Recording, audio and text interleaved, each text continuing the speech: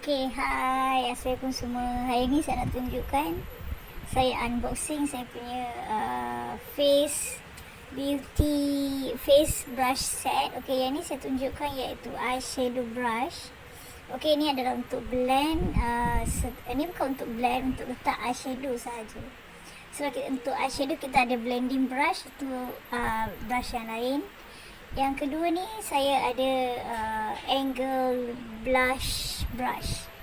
So kalau yang ni adalah untuk kalau kita nak letak blusher yang bentuk powder atau cream, memang boleh bantu lah brush ni, and memang lembut dia punya ni, and it's quite tebal dia punya ni, and senang pegang. Seterusnya ni dia angle blush brush dengan eyeshadow brush. Okay, yang ni adalah angle liner brush. Kalau yang nak buat eyeliner, untuk yang nak lebihkan tajam eyeliner, boleh gunakan angle liner brush ni untuk lagi tajamkan kita punya eyeliner lah. So ini nama dia angle liner brush. Dan seterusnya foundation brush. Untuk foundation brush ni digunakan untuk liquid serta liquid or cream foundation lah, untuk kita senang blend di muka kita. Untuk liquid foundation dan cream foundation sahaja lah, not for powder foundation. And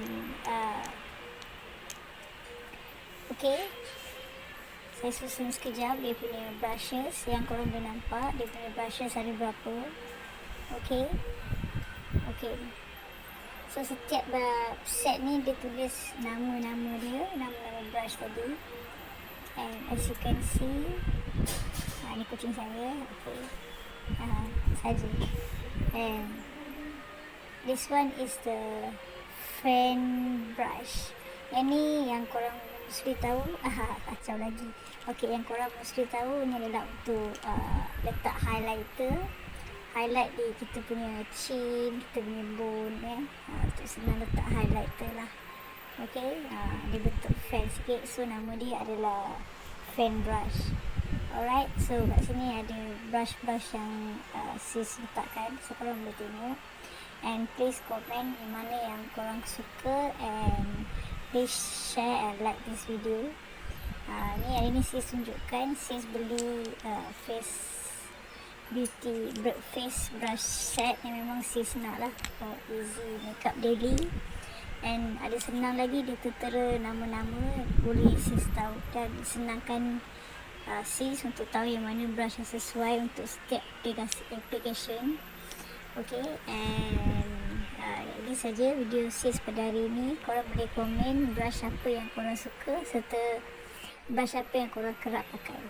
Okay, and ini sahaja daripada saya, and thank you for watching. Bye. Assalamualaikum semua.